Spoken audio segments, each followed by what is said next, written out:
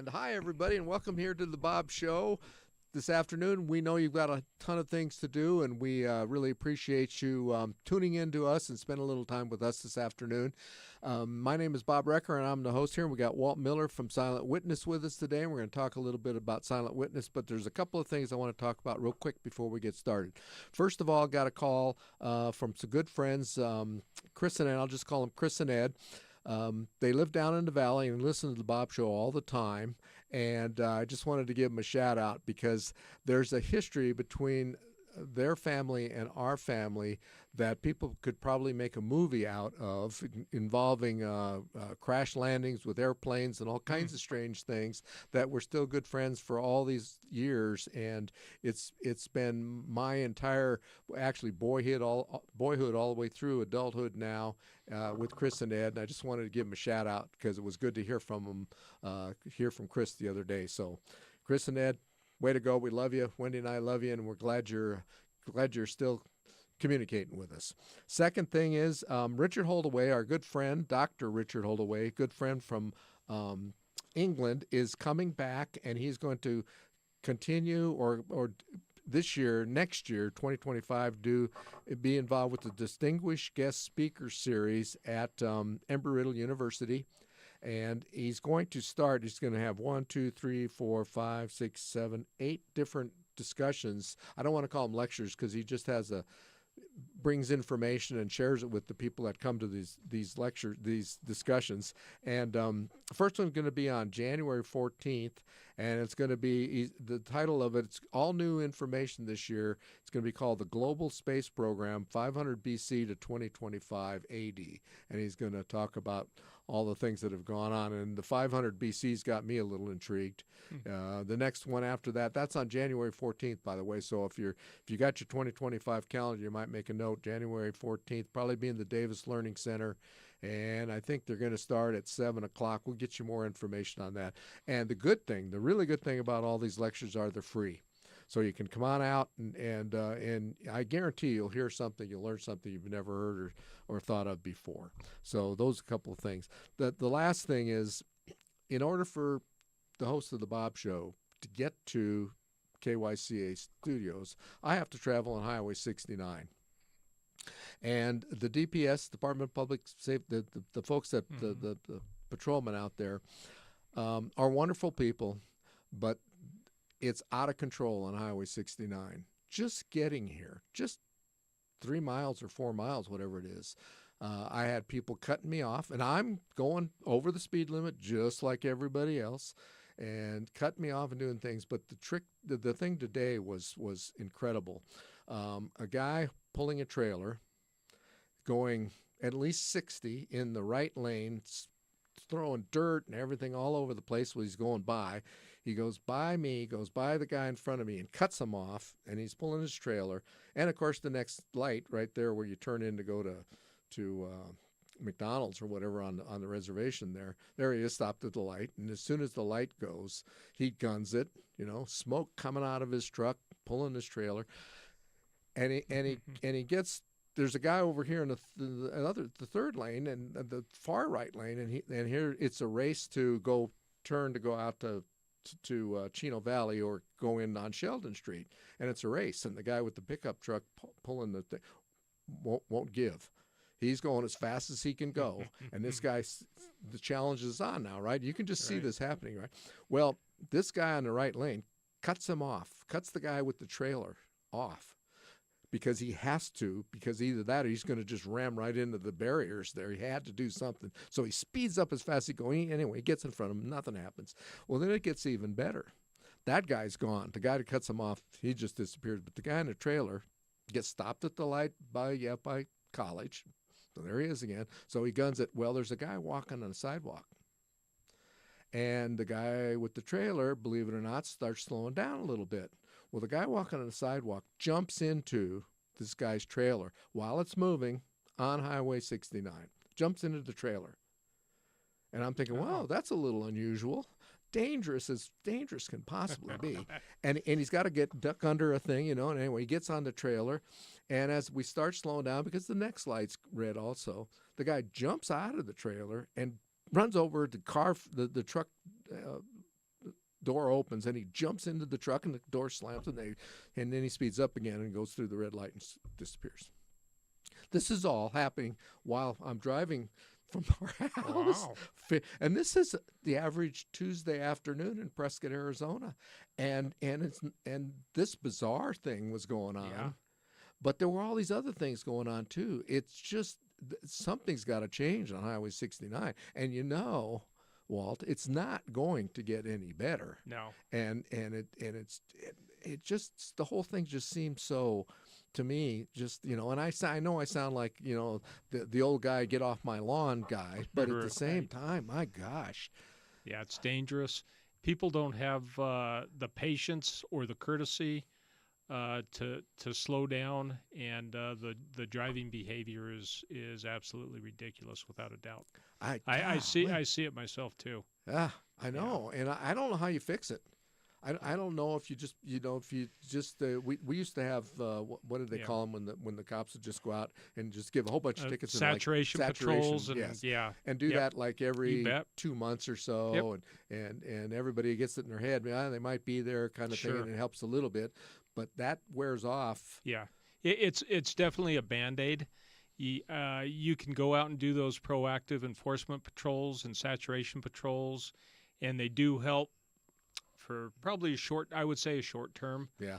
But then you rip the Band-Aid off again and it starts all over. Yeah. So I don't know if there's an easy answer to fixing that problem. I don't know if you can enforce your way out of it, because people's driving behavior, unfortunately, it won't change for the better. No. And like you said, you see people breaking the speed limit, making unsafe lane changes, and they're just moving. And if you think about it, and if you start timing them, if you pick a reference point and start counting in your head 1001, 1002, oh boy, they're only 2 seconds ahead of me. I know. But they're driving like idiots. Yeah. And then they hit the red light. Yeah. And they've gained nothing. Yeah. And they're being reckless. Yeah.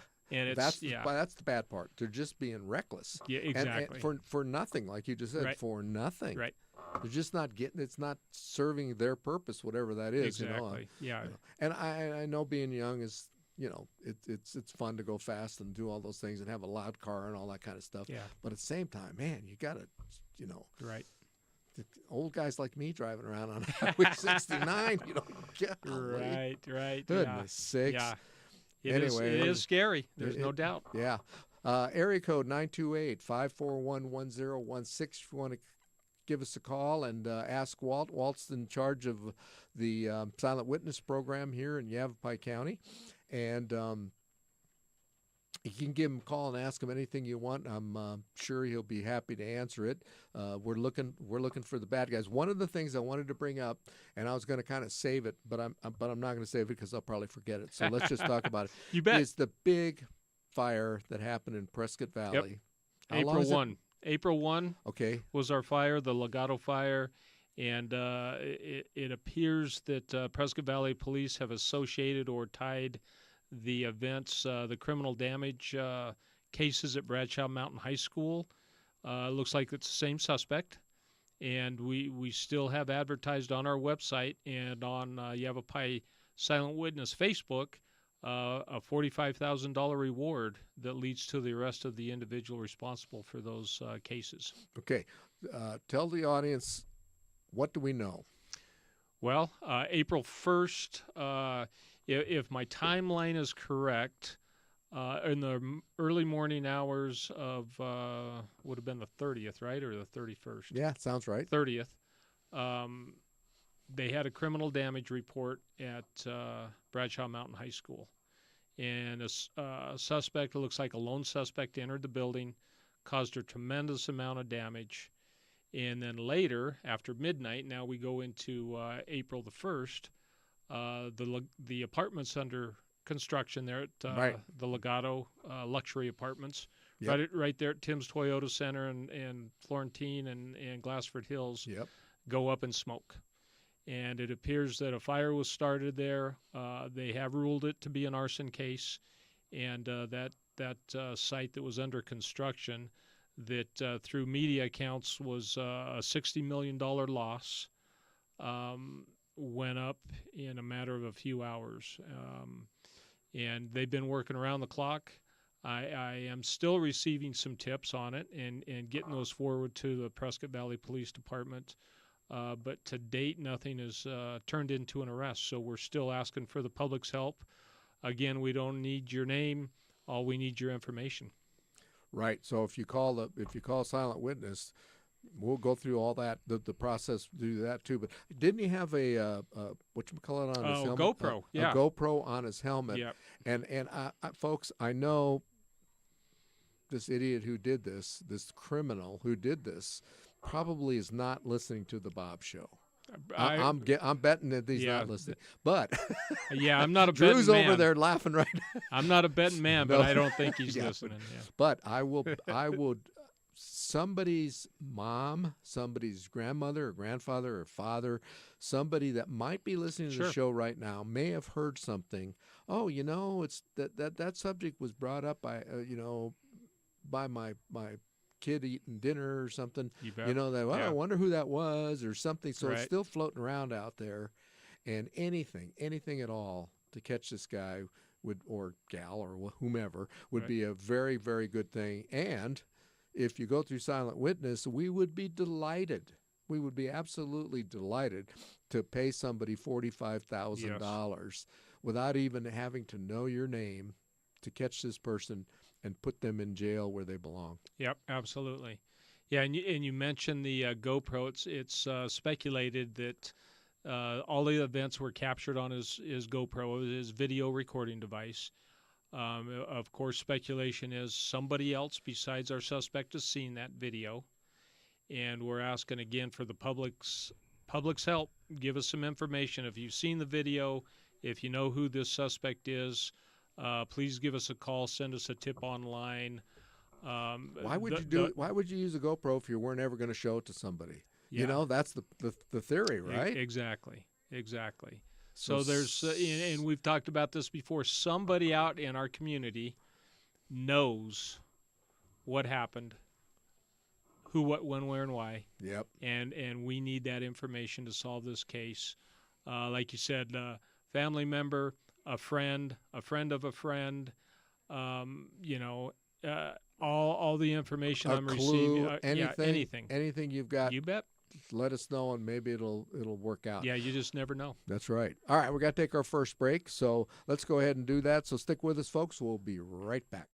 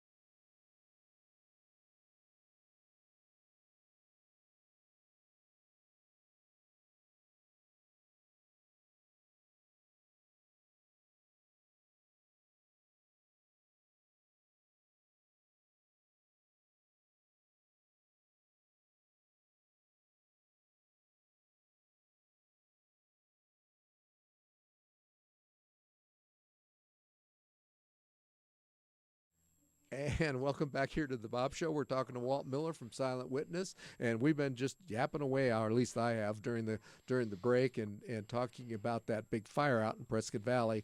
And we just know somebody knows something, and it would be very good. It would be, in the long run, I suppose, if this is a young person who did this, that he needs some help, and he needs to be caught so we can do what we need to do to take care of the situation. So if you know something, $45,000, and there might even be more. There's been one thing that's been on and off again as far as rewards go, so that might kick in too. So there, it's a sizable amount of money for somebody to call in and catch this guy. Yep.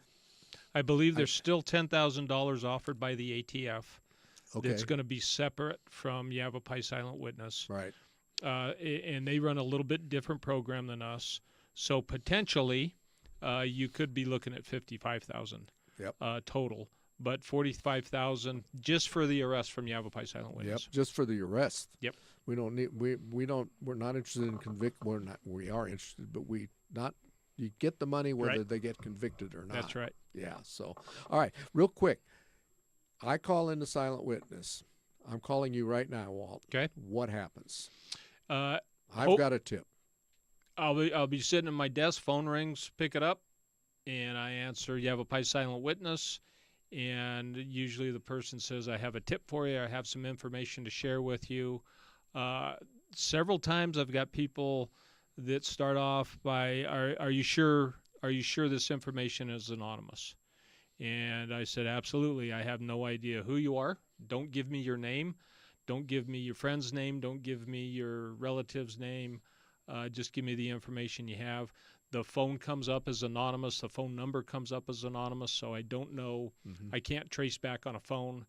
And I generate the information, and I may ask, depending on what is being provided to me, I may ask 100 questions and try to get some follow-up and get as much information as I can, and then I will complete a report and send it out to the proper law enforcement agency within the county here. Okay, but I'm on the phone, and so how am I going to get paid? What do you tell me? There you go.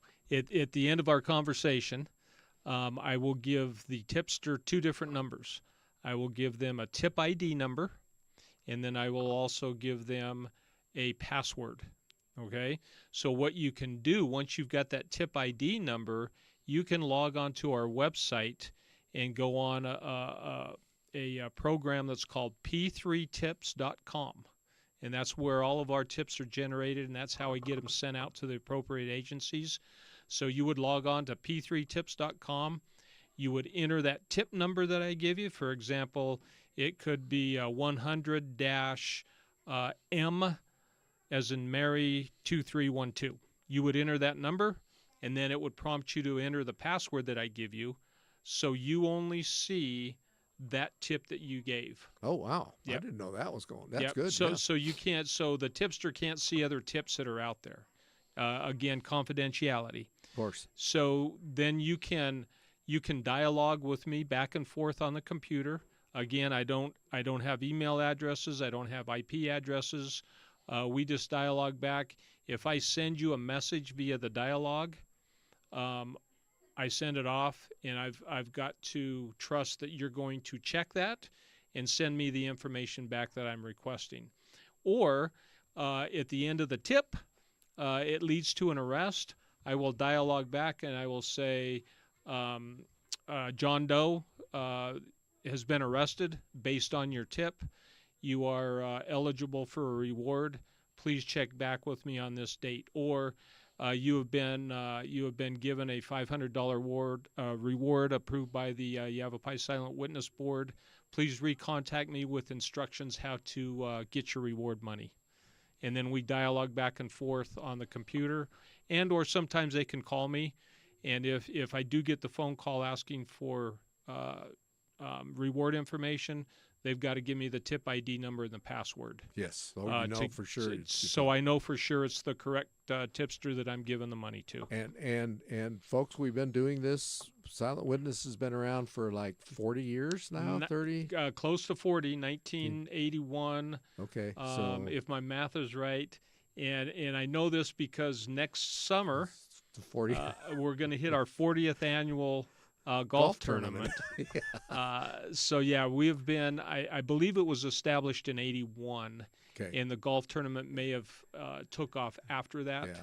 And the reason I brought it up is so for 40 years, close to 40 years, we have never had anybody divulged. That's correct. As a tipster, we've not stubbed our toe. That's right. And we've taken every possible precaution we can to make sure Yep. that it doesn't happen, because if it does happen, the program's going to fail, Yeah, and we don't want. Yeah, we lose our credibility. Anonymity is number one, and obviously the silent witness program. Right. So we take that that oath to keep you anonymous very serious. Yep. And so does the board. Absolutely. And I just think it's a tool that we use in this county that has been successful, very successful, over a long period of time. That's right. And we would again, if we could just get that big one out in Prescott Valley, and all these other little things that are going on too, because it's important that we keep things. Prescott's still a small town. Yep. Prescott Valley's still a small community, and we want to make sure that we're safe here and we're doing things we need to be doing. And this is a tool that we could, the sheriff's department. It'd be a what I like to call a big win for the community. It'd be a big win for Yavapai Silent Witness and everybody involved in the community. It'd be great. Sure would. All right, well, we're down to the bottom of the hour to take our hard break in about 20 seconds. So I want you to stick with us. Our phone number is 541-1016. The area code is 928. If you've got any questions, you can give us a call, and we'll be happy to talk to you. So stick with us. We'll be back in about, a couple minutes. We'll be right back.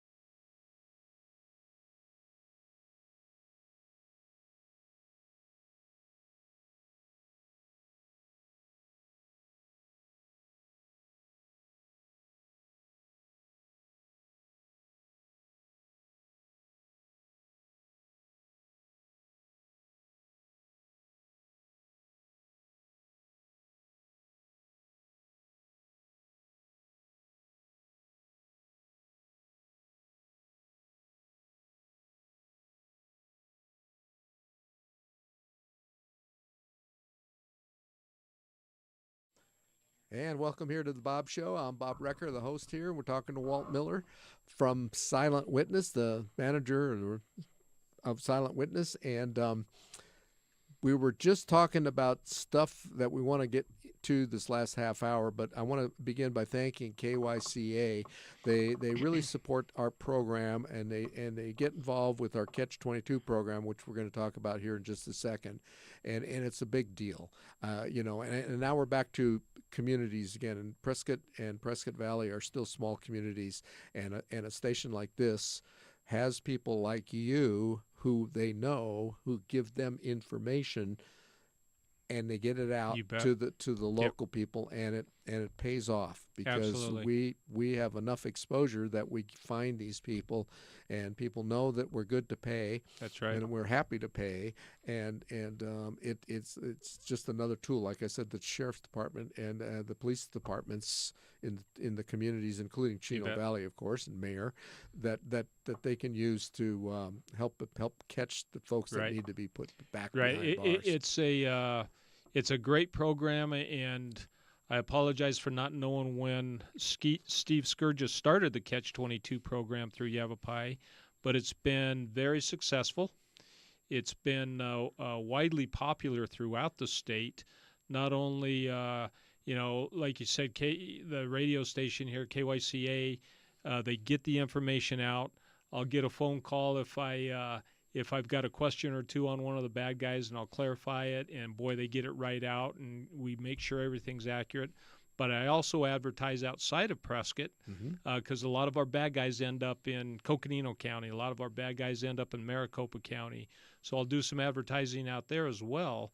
And we couldn't do this without the help of our partners and building those relationships, especially our local relationships with establishments like this. We couldn't do it without them. Right. Yep. Wouldn't work. A thought came into my little brain. Let's say that the bad guy leaves the state. What happens then? How do we find these guys if let's say they go to Oregon or Washington or someplace? Still get a lot of tips that result in out-of-state captures. If that fugitive has a warrant that has nationwide extradition, I will confirm that through our attorneys, Yavapai County attorney. Okay. Make sure that they want to go get them and spend the time and money to an Oregon, to a Washington, to a California. Okay. I will get the U.S. Marshals involved, okay. I may reach out to a local agency where that particular suspect could be to maybe go help. But most of the time I will lean on the U.S. Marshal Service, and they will farm it out. For example, I'll get it to our local guys here in Prescott and Flagstaff, and they will ask, let's just say, for example, I had one in Eugene, Oregon. They will call their partners in Eugene and say, hey, can you go do some surveillance? I'll send you the info. Go look for this guy. And sure enough, we got an arrest out of that. Ah, yeah. Yeah, and the county attorney says, yeah, we'll go get him. I remember years ago we found somebody in the Philippines. Yes, I did see that on the website. And that was very, very neat how that happened. I had one last year in Mexico. Okay. And the U.S. Marshals helped with their partnership with the federales. And they went and got the guy in Mexico. I think he was might have been in Tijuana, and brought him back to the border, and they met at the border and made an exchange for us. Yeah, that's nice. Yeah, that was a good one. Yeah. So, we do have, as you mentioned, Catch 22. That'll be coming up in January, I think. I'm hoping possibly December, possibly before the end of Christmas or prior to Christmas, or the first couple weeks in January. And when we say Catch 22, what does that mean? I mean, what is that? Yeah, what I will do is I'll reach out to our stakeholders, all the agencies within the county, and ask them if they're looking for a particular fugitive. We're looking for fugitives that are on the lam, so to speak, from either felony warrants or probation violations. We run into that quite a bit. And I will ask the agencies, hey, if you've got somebody you're looking for that we can advertise and offer a $1,000 reward for their arrest, let me know. We'll get the information out to the media. We'll get the information out on our Facebook and our websites and see if we can get this guy arrested and generate some tips to get him arrested.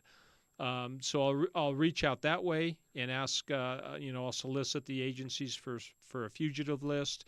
And then I will also look at arrest warrants, felony arrest warrants within the county, within Yavapai County. And I'll start weeding through those and making some phone calls and trying to produce a list of our most wanted. Yeah, it's kind of for folks that are listening to the show. It's kind of like the old FBI 10 most wanted 10 most list, wanted, right? Except we call it Catch 22 because it just sounds. 22 consecutive days of different wanted fugitives here in the county.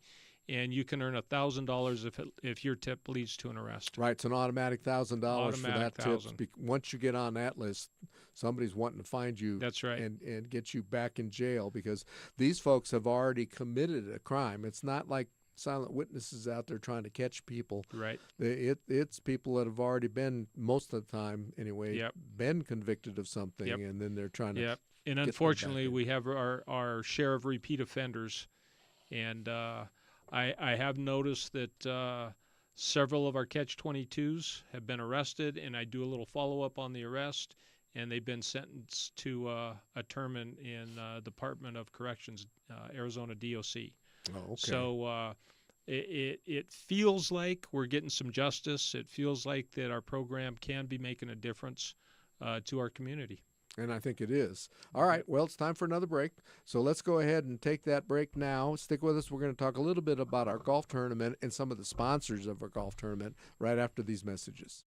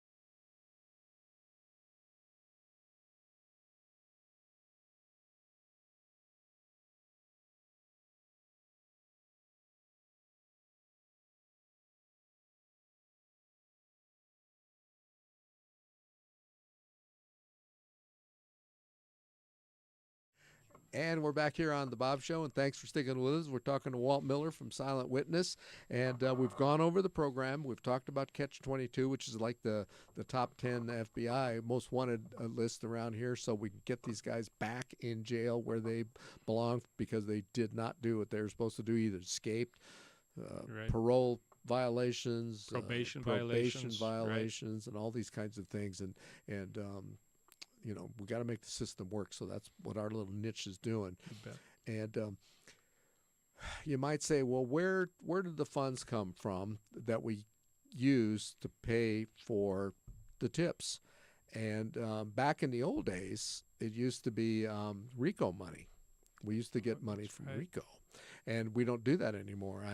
I don't think we've done that for several years now. So we've been doing a golf tournament. We've been doing a golf tournament in addition to that also for a long period of time. Right. And I think when you came to interview, I probably said something to you like, "Oh man, the golf tournament is it's a lot of work." I mean, and you get stuck with most of it. You get stuck with almost all of it. But we have so many good people that donate to our golf tournament, and the folks that play in the golf tournament love it. Yeah. Because there's lots of things that we give away and have silent auctions on, and all these other things that are going on. So we'll talk a little bit about the golf tournament. It's not till September. Right. But yeah, we just finished up year 39. It was our 39th annual this past year, and this was my first year. and I had no idea what I was getting myself into. Yeah, but it Uh, worked out great. yeah, it worked out great. We Yeah. had a great turnout. We had, luckily, we had great weather for the day. It was perfect. Yep. We had over 120 golfers, and from the responses that I was getting and watching people leaving to go out and play and coming back and enjoying their time with their friends and their family, they had a great time. And that was another one of our goals: is everybody to go have fun and enjoy each other's company, play a little golf, and of course, at the end of the day, donate a little money back Yeah. to the Silent Witness Fund. You talked about Sponsors. yeah, that we get our sponsorships, and I apologize for not having a list, but it might take us half the show because we had a ton of sponsors, and I don't want to miss anybody. But I from the bottom of my heart, I can't thank enough the local businesses here in town who have sponsored for quite some time. But I also generated some new sponsors this year. Right. And without them, we couldn't make this happen. We're a 501(c). You talked about the RICO money, which comes from the Yavapai County coffers, Right. seized drug money usually, and to make the program work and to help us keep our tipsters anonymous, there needs to be that separation between the 501(c) and the government. Right. And I would venture to guess there was some attorneys some ways saying, hey, if you're generating funds from RICO, then you need to tell us who our tipsters are. Right. And we said, no, we're not going to do that, so Yeah. you can keep your money. Yeah. And we'll come up with some fundraisers, some other ways. So we reach out to the public, and I tell you what, it works. And it's been working. Again, the support from our community members, our business owners, I just can't say enough about it. It was great. It was awesome. And again, now you're back to the small communities again, That's right. where these folks recognize the cause and effect Yep. of this kind of a program, that it can pay big dividends. Absolutely. To Absolutely. everybody in the community. Yeah. Yep. Building those partnerships, those relationships with our community and the people that live within them, keeping our streets safe. Is our number one goal, in law enforcement, and being a retired law enforcement, I can that certainly resonates with me, and that's our main goal, is public safety. Yeah, I know. I was just thinking about that and asking to tell the folks a little bit about who you are and what your background is, because Steve Scourgia, everybody in town knows. Yeah, he was Steve a local guy. Scourgia Yep. He was. Yep. And then Chris was too. Yep. And then you came after Chris now, so you're only the third one in 40 years. That's right. That's been with the program. Yeah. Because Scourgia was in charge when I started. Right. With Silent Witness, and we went through that. Everybody was going, "Oh no, what are we going to do without Steve?" Yeah. And then of course Chris Wilson comes along and fills right in. And after Chris Right. decided to go back, get a little more active, and here comes Walt Miller. Yeah. So Yeah. I originally come from Flagstaff. I was born and raised in Flagstaff. Started my law enforcement career in '97 and retired in 2021. So I did just a little bit over 24 years. Retired as a deputy chief of operations at the Flagstaff Police Department. Just had an amazing career. I love law enforcement. I love the people that I worked with. I love the community.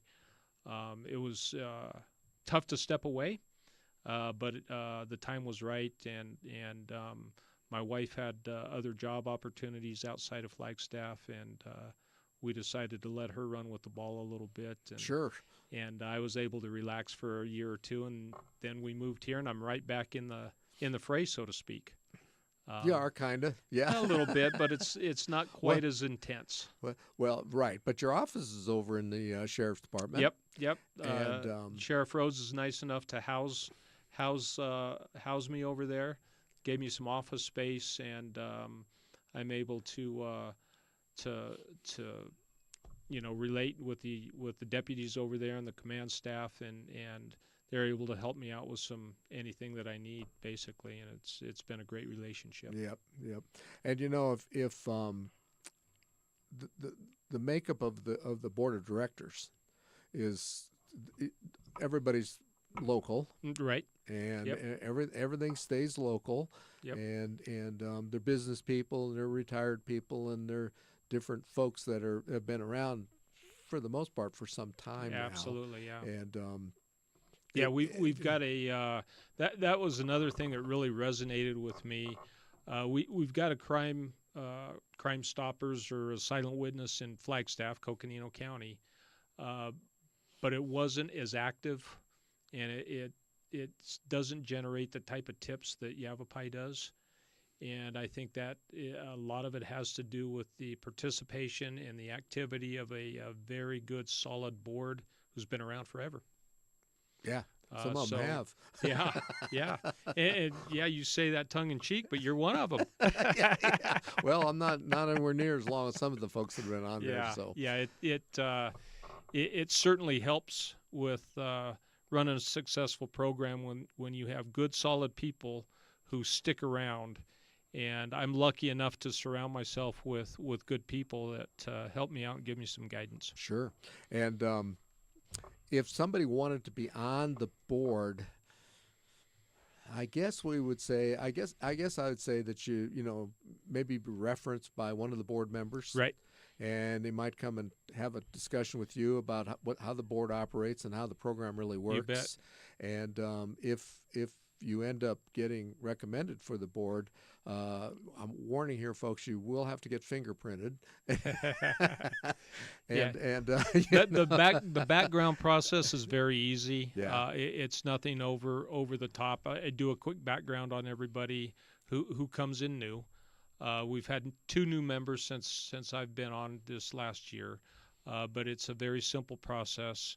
And yeah, anybody who wishes to be on the board, I would say can reach out to myself or any board members, and I guess for lack of better terms, get sponsored by a board member. Yeah. And be a good way then to put it. we have. Do we have any openings? I believe we might have 1 or 2. Okay. I so- believe the bylaws say we max out at 18 members, and I think we have 16. But Okay. I'd have to double check. Yeah. All right. Yeah. All right. One more break before the end of the show. So we'll be right back after these messages.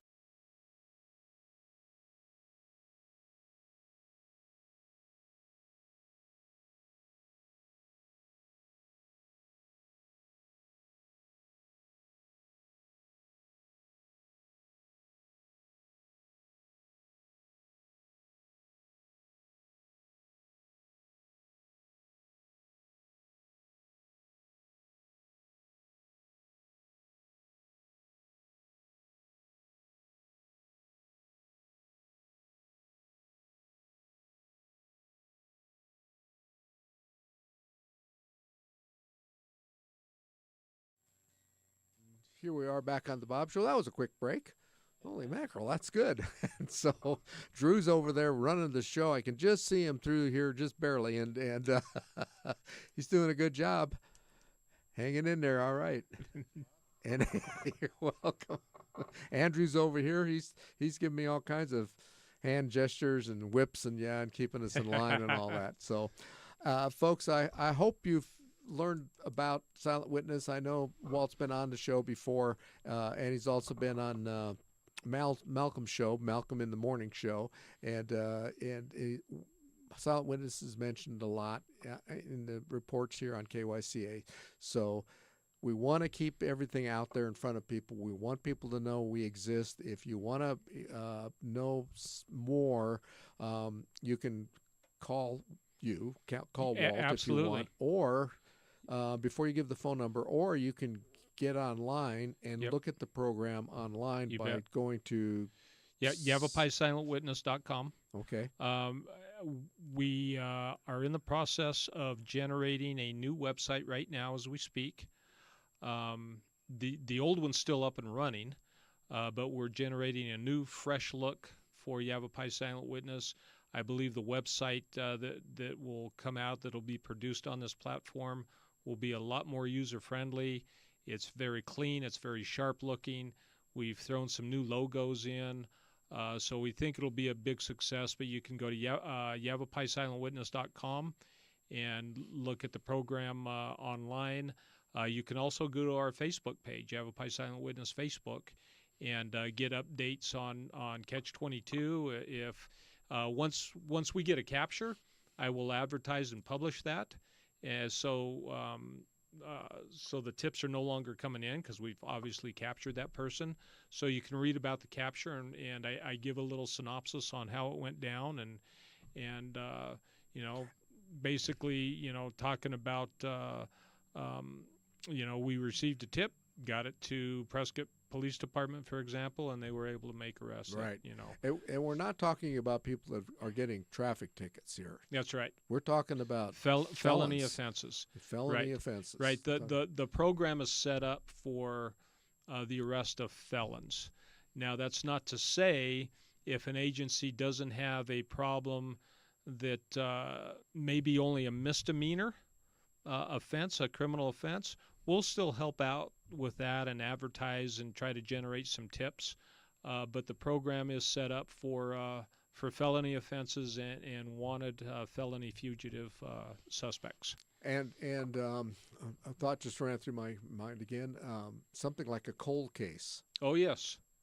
Yes, we on our website, we've got a tab for cold cases, so you can review the cold cases. And if you have any information on a cold case, that could generate, some suspect information and/or an arrest. That also person qualifies. Also qualifies for a reward. Absolutely. Yep. And I know there's a propensity on the board when there are juveniles involved with bad situations. Right. Any crimes against children, yeah, I think gets a lot of attention, which it should. Of course. And the board is very appreciative of those tips when we do have a crime against our children or our vulnerable adults, and that's the way it should be. Yep, absolutely. Okay, phone number. 800-932-3232. If you've got a tip, that's the number you dial. Right. 800-932-3232. Report the tip through that number. Correct. Or you can get on yavapaisilentwitness.com and report it online, and that will generate the tip ID number and your password for you, and you write it down. Keep it in a safe location. Don't share it with anybody. Don't tell anybody that you've made the tip. And again, that helps you stay anonymous as well as a tipster. And another part of the anonymous thing is that when you go to the location to pick up your tip, it's cash. Yep. They don't ask for your name. You provide them the tip numbers that I give you, and they confirm the tip numbers, and they give you cash. Yep. Generally, it'll happen at a lending institution, bank. Yep. And somebody there will be given an envelope. Yep. I coordinate with our bank, and let them know on this date between this time, I've got a tipster coming in, and they will provide you with these numbers. And they say, okay, thank you. And they don't ask any questions of me. They don't ask any questions of the person coming to get the tip. They just confirm that the numbers match up, and hand them an envelope of money, and they're out the door. Okay, it couldn't be easier. Easy. And if you know about somebody that's done something that they shouldn't have. That's right. Christmas is coming up. A little Christmas money. That's right. Absolutely. And if we catch the guy that started the fire out in Prescott Valley, you'll have more than a little money for Christmas. Be a very Merry Christmas. Yeah, really Merry Christmas. I wish I no, I don't. I'm glad I don't know. All right, we got about a minute and a half left. Anything else? Yep. Just take a look at our website. Like I said, that's under redesign right now. I think it's really going to look great. I'm hoping I'm hoping by the end of the month, if not sooner, maybe before Thanksgiving. We're working out a few bugs right now, and we'll get that up and running. It's going to look great. Okay. Yep. All right. Okay, don't forget now. Mark your calendar. January 14th next year, Dr. Richard Holdaway will be starting his program over at Embry-Riddle. I've been to some of these programs, and they're just delightful. They're fun. He is a retired guy, lives in England, and he worked for what would be the equivalent of our NASA over there for many years, and he's a very knowledgeable guy. Knows a lot of stuff about space. I call him the space guy, and and it's always fun. So thanks for tuning into the Bob Show.